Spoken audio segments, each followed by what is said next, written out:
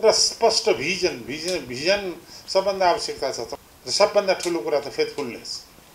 हाम्रै नेताहरू हिजो एक थोक भन्ने, अस्ति अर्कै थोक भन्ने, आज अर्कै थोक भनेपछि मैले पत्याउनु पर्ने अथवा जनताले किन पत्याउनु? एकचोटि कुनै कुरा बोलेपछि कमसेकम 5 वर्ष त त्यसमा टिक्नुहोस्। ल 5 वर्षपछि परिस्थिति परिवर्तन भयो भने जनताले नै बिर्स्यो।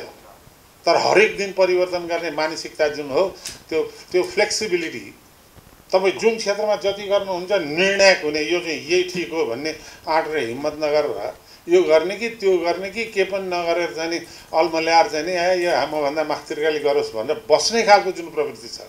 अनि मेरो निम्ति चाहिँ नि वास्तवमा सौभाग्यकै कुरा थियो कि तपाईँहरू वित्तीय क्षेत्रमा आफ्नो आफ्नो योगदान पुर्याउँदै आफ्ना अनुभवहरू राष्ट्रिय दृष्टिकोणले योगदान पुर्याउँदै आउनुभएका साथीहरूसँग बसेर लामो छलफल गर्ने।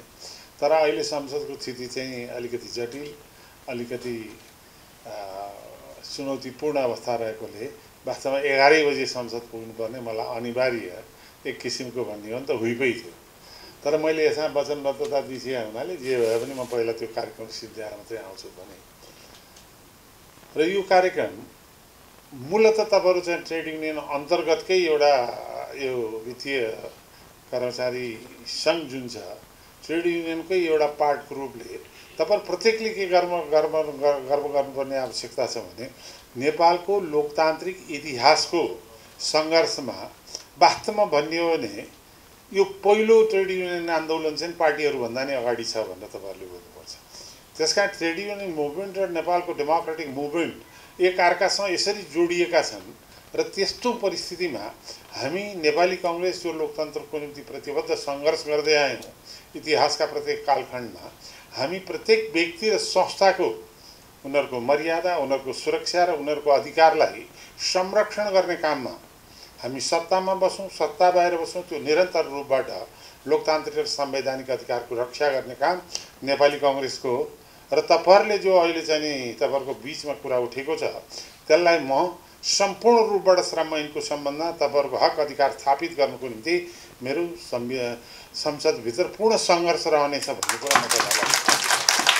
र त्यो सँगसँगै के भने कतिपय कुराहरू त हामीलाई थाहा नभएर हुन्छ, तपाईँहरूले त्यसलाई समयमै सूचित गर्ने र अलिकति सूचना सम्प्रेषण गर्न मलाई दिने काम गर्नुहोला। म त्यतातिर पूर्ण रूपबाट आफ्नो गर्न सक्ने क्षमता प्रयोग गर्छु भन्ने विश्वास दिलाउन चाहन्छु। हेर्नुहोस् अहिलेको राष्ट्रिय परिस्थिति तपाईँहरू वित्तीय कार्यक्षेत्रमा काम गरिराख्नु भएको छ। वित्तीय कार्यक्षेत्र भन्नासाथै ब्याङ्क मात्रै होइन, लघु वित्तदेखि धितोपत्र बोर्डदेखि यो बिमा पनि यसैभित्र पर्छ क्यारे। यो अत्यन्त महत्त्वपूर्ण राष्ट्रिय विकासको मेरुदण्डको रूपमा रहेको आर्थिक क्षेत्रको विवेचना र विश्लेषण चाहिँ नि तपाईँहरू प्रशासकीय क्षेत्रमा काम गर्नुहुन्छ तैपनि तपाईँहरूले गम्भीर रूपबाट सोच्नुपर्ने आवश्यकता छ।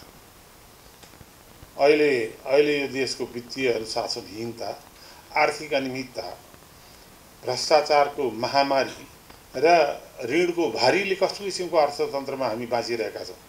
त्यतातिर गम्भीर भएर यो वित्तीय कर्मचारी सङ्घ जो लोकतान्त्रिक पद्धति र लोकतन्त्रसँग सम्बन्ध छ त्यसले आफ्ना विधि र व्यवहारलाई छुट्टै ढङ्गले चाहिँ नि एउटा निष्पक्ष, पारदर्शी र इमान्दार रूपले चाहिँ हामीले प्रस्तुत गर्न सक्यौँ भने सेवाग्राहीहरूको बिचमा नि होइन, लोकतन्त्रवादी भने लोकतन्त्रवादी नै हो, यिनीहरू अरूको तुलनामा यिनीहरू नै बेस हुन् भन्ने स्थितिको निर्माण गर्नुपर्ने आवश्यकता अहिले छ।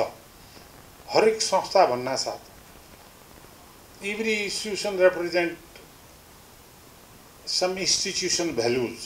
संस्था भन्नासाथ त्यो संस्थाको मूल्य पद्धति हुन्छ एकातिर भने, अर्को त्यो मूल्य पद्धतिसँग त्यसको लक्ष्य पनि हुन्छ। के हो त लक्ष्य?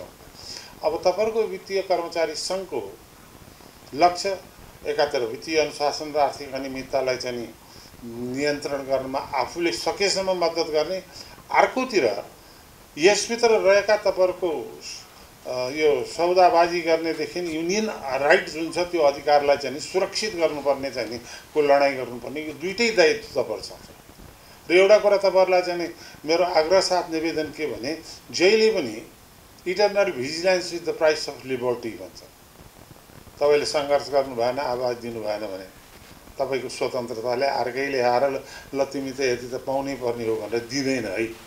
तपाईले आफैले आफ्नो आफ्नो रक्षाको निम्ति आफ्नो हक र अधिकारको निम्ति चाहिँ नि म झुक्दिनँ। म मेरो यात्रामा यात्रामा अगाडि बढ्दा म कसैले थकाएर थाक्दिनँ, म कसैले भगाएर भाग्दिनँ। मैले कानुनी अधिकार प्रक्रियाभित्र गर्नुपर्ने कर्तव्यमा चुक्दिनँ। अन्याय पर्यो भने कसैसँग झुक्दिनँ भन्ने मनोबल तपाईसँग भयो भने तपाईले जित्नुहुन्छ। होइन भनेदेखि के हुन्छ भने ठिक बेठिक नछुट्याइकन आफूभन्दा माथिको हाकिमले भनिसक्यो अब किन यसलाई बेठिक भन्ने प्रवृत्तिले चाहिँ देशका विकास र सुधारका गति अगाडि बढ्न सक्दैन। त्यसैले आजको जुन मूल विषय छ तपाईहरुको leadership skill development in finance sector union members, यो लिडरशिप भने चाहिँ राजनीतिमा मात्र होइन, हरेक क्षेत्रमा लिडरशिप डेभलपमेन्टको आवश्यकता छ। र लिडरशिप डेभलपमेन्ट भन्न साथै मैले धेरैचोटि पार्टीभित्र नि भने कन्फ्लिक्ट रिजोल्युसन भने ऊ हिंसा भएर हिंसावादी माओवादीसँग गर्ने मात्रै कन्फ्लिक्ट रिजोल्युसन होइन, घरभित्र पनि कन्फ्लिक्ट रिजोल्युसन गर्नुपर्छ। मेरो बहिनी ल्याएको थियो भन्ला, छोराले अर्कै थियो भन्ला, होइन तिम्रो यसरी गर। त्यसको जहिले पनि इनपुट एन्ड सल्युसन दिएर द्वन्द्व व्यवस्थापनको क्षमता चाहिँ नि घरभित्र आवश्यकता छ। राज्य सञ्चालन नेताको निम्ति झनै आवश्यकता छ। र हरेक इन्स्टिट्युसनमा पनि त्यो भ्यालुज पद्धतिभित्र लिडरसिप डेभलपमा मैले देखा चाहिँ नि the most and foremost qualities of leadership is conflict resolution. ठिक र बेठिकलाई विश्लेषण गरेर होइन त यति ठिक त यति ठिक यसरी जाउँ भन्ने प्रवृत्ति चाहिँ नि राजनीतिमा त हुनैपर्छ। तर तपाईहरुको जो लिडरसिप डेभलपमेन्टको ट्रेनिङ छ त्यहाँ पनि त्यो अत्यन्त आवश्यकता छ। मैले देखेको पहिलो लिडरसिप डेभलपमेन्ट क्वालिटी चाहिँ अर्को कुरा चाहिँ के भने you must be very dynamic. यो लुते लाङ्ग्रे भएर चाहिँ लिडरसिप डेभलप हुँदैन है। You must be very clear in vision, you must say what you want to say. अब यु मस्ट एग्री जहाँ मिस्टेक भएको छ I am sorry this is mistake भन्ने यो जुन क्वालिटी हो that quality is a leadership.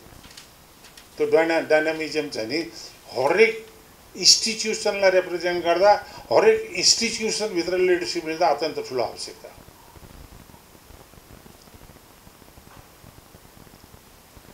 अर्को कुरा चाहिँ नि डाइनामिक सँगसँगै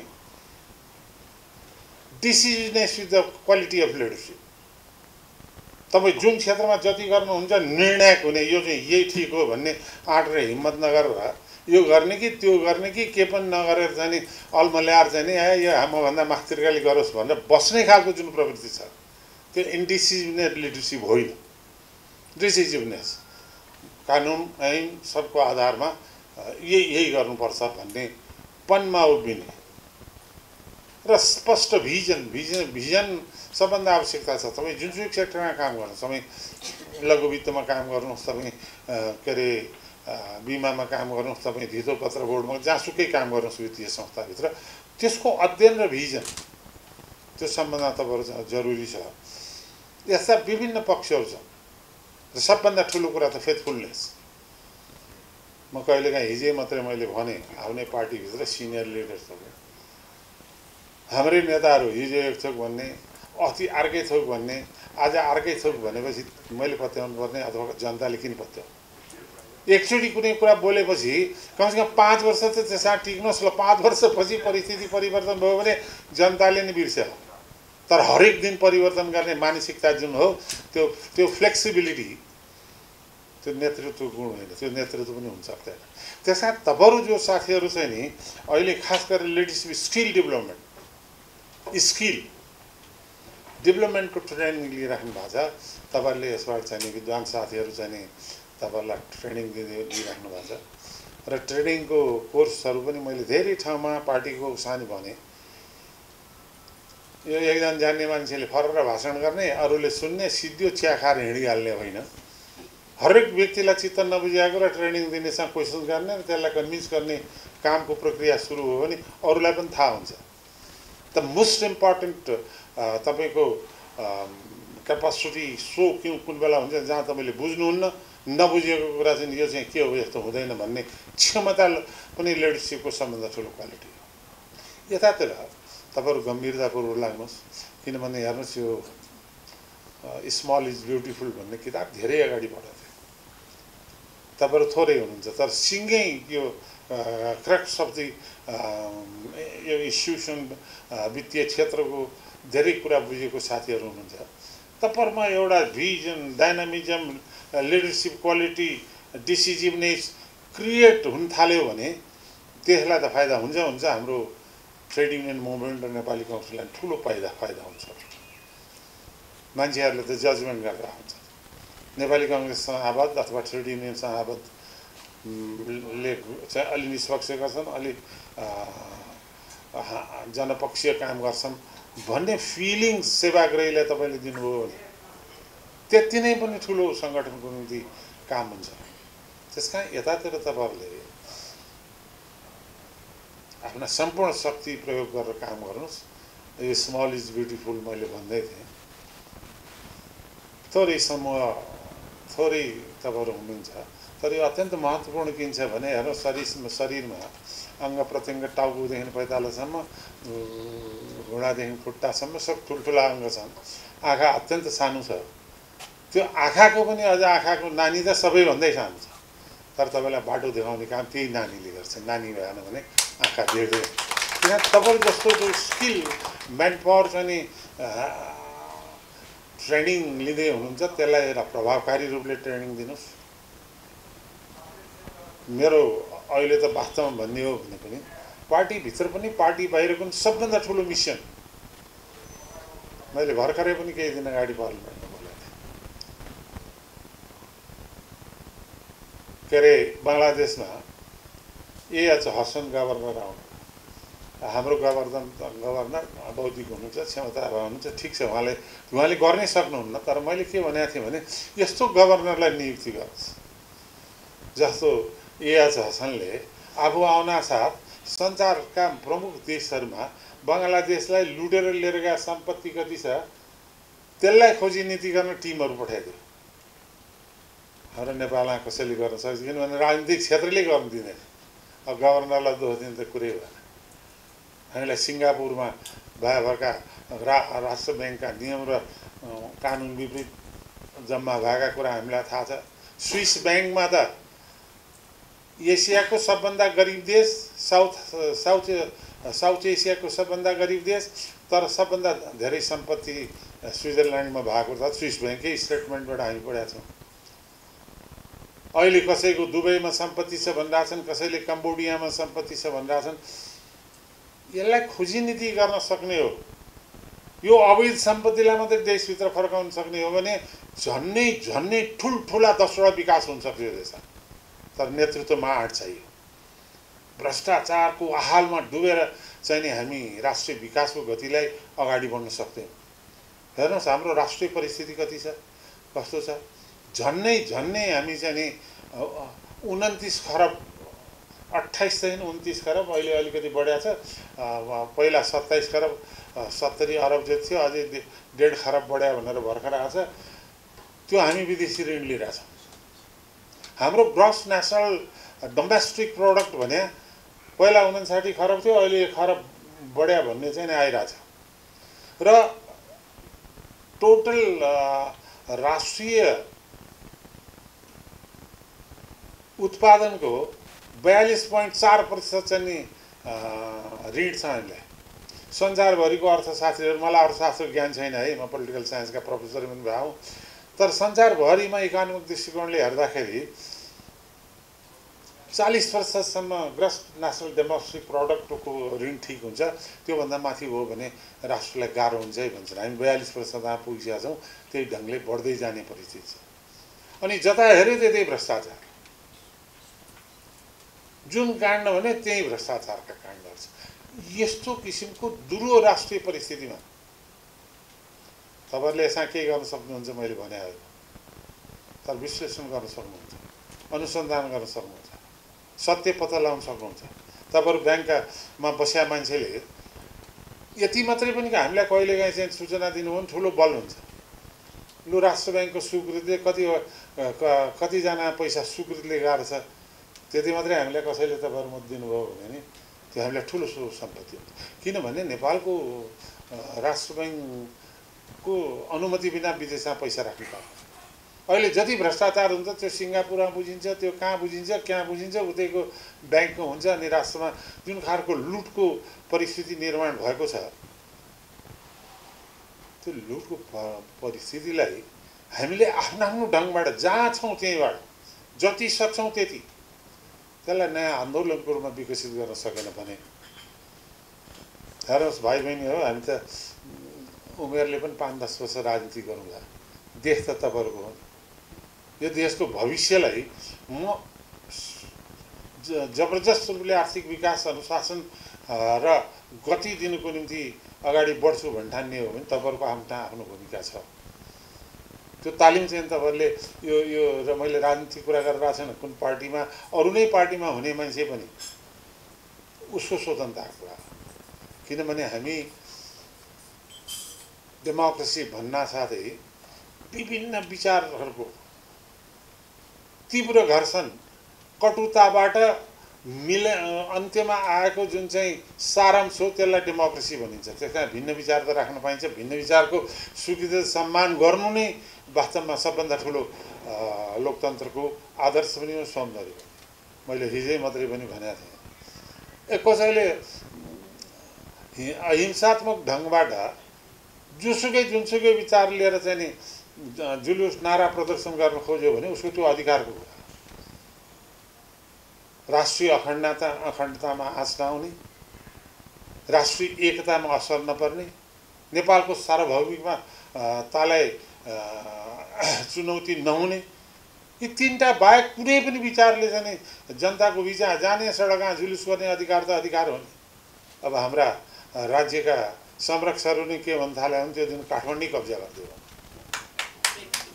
कुनै पार्टीले कुनै गाउँ अथवा कुनै जिल्ला कब्जा गर्न पाइन्छ बहुदलीय व्यवस्थामा?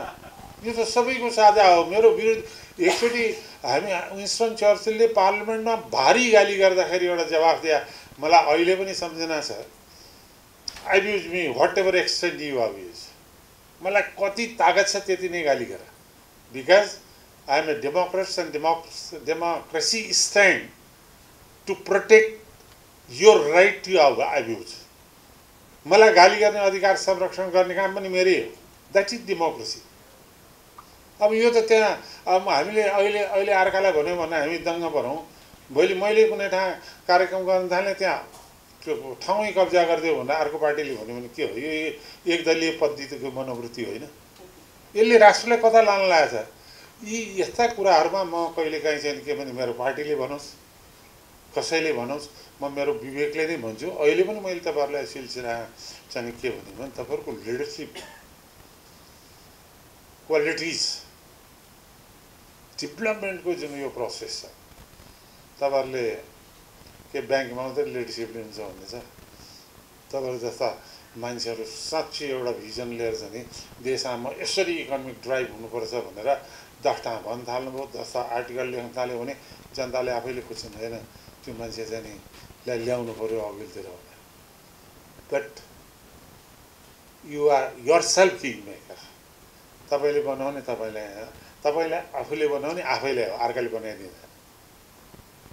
त्यस कारणले यतातिर तपाईँहरू अत्यन्त गम्भीर भएर लाग्नुहोस्। मेरो जहिले पनि शुभकामना छ। मैले सूचना मात्रै पाएँ भने, तपाईँहरूलाई कुनै ठाउँ यस्तो अन्याय भयो भन्ने सूचना पाएँ भने त्यसको 2-3 दिनभित्र मैले पार्लिमेन्टमा त्यसलाई जबरजस्त रूपले कुरा उठाइसकेको हुन्छु। मलाई चाहिँ के भने मैले चाहिँ नि मेरो कन्साइन्सले, विवेकले जुन कुरा देख्छ, म जे सत्य ठान्छु, मलाई कहिलेकाहीँ तपाईँलाई डर लाग्दैन भन्दा हिजो मात्रै संसदमा कसले यो बाहिर सोध्दै थियो, डर म कि ईश्वरसँग कि विवेकसँग मान्छु।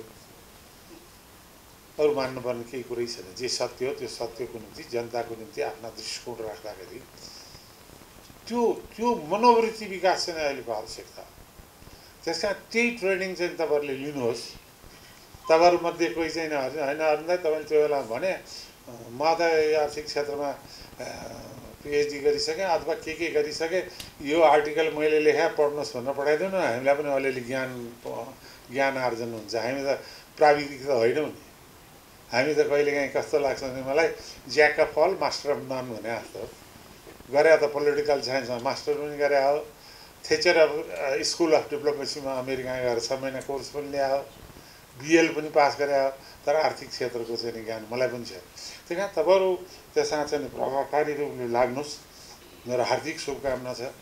आज जो साथीहरूले मलाई आमन्त्रण गरेर तपाईँहरू सबै यङ जेनेरेसन, इन्लाइटेन जेनेरेसन, हाम्रो भोलिको आँखा र पाखुरा र बुद्धिजीको जेनेरेसन जस्तो यहाँ सबै देखेँ।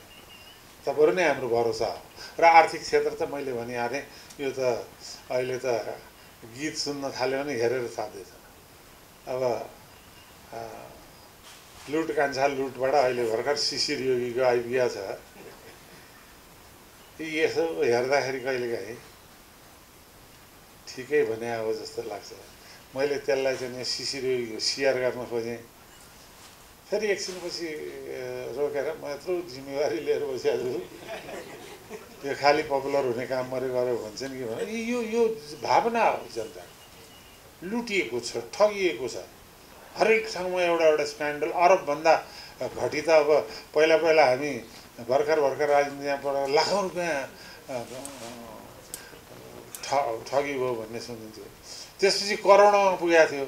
अहिले त यो 3-4-5 वर्षदेखि त अरबभन्दा घटी त कुनै मैले सुनेको छैन। त्यसले हामीलाई कतातिर जान्छ। अहिले धितोपत्र बोर्डकै कुरा छ, मिर्जापुर उठिरहेछ। नेप्सेको कुरा मैले त संसदमा बोलेँ, तपाईँहरूमध्ये कसैलाई सम्झाएको छ भने ट्विटरमा लेखेँ, चीन र भारत जस्ता विशाल देशमा, चीनमा दिल्लीमा एउटा, बम्बे नेसनल स्टक एउटा 2टाले धानेको छ, चाइनामा 2टा छ, ताइवान अलग भयो हुनाले ताइवान समेत 3टा छ। हामी कहाँ यो नेप्सेलाई समाप्त गर्नको निम्ति अर्को थप्न खोजेको थियो। त्यस कारण मैले धेरैचोटि भने यो नेप्सेलाई पुनर्गठन गर, यो नेप्सेलाई प्राइभेट पब्लिक पार्टनरसिपमा गरिसकेपछि मात्रै अर्को दिने भेट्यौ, नत्र भने त्यो प्राइभेटलाई दिन साथ यो नेप्सेमा भागा सम्पत्ति सबै हराउँछ, त्यो सिद्धिन्छ भनेर मैले धेरैचोटि भने। थ्याङ्क गड कि अहिले सरकारले नयाँ नदिने कुरा गरेको छ, त्यो राम्रो काम गरेको छ। त्यस कारण यस्ता धेरै कुराहरू छन्, तपाईँहरूले आफैले गर्न नसके पनि दाइ यो चाहिँ यस्तो हुन थालेको छ, बिग्रिएको छ त भन्न सक्नुहुन्छ। त्यो सहयोगको म आशा गर्छु र म तपाईँहरूलाई विश्वास दिलाउन चाहन्छु, तपाईँहरूलाई जहाँनिर अन्याय हुन्छ, तपाईँहरूको अफिसमा भयो अन्यायदेखि लिएर गएर समग्र रूपले राष्ट्रले लिनुपर्ने कुनै नीतिगत रूपबाट परेका अन्याय, जस्तो श्रम ऐनका कुरा गरिराख्नु भएको छ, कि कुनै पनि यो देशमा कानुनी रूपले स्थापित संस्था कुनै पनि के अरे कानुन अन्तर्गत नपर्ने भन्ने कुरा हुनै सक्दैन। कुनै न कुनै कानुनले गाइड गर्नु पऱ्यो।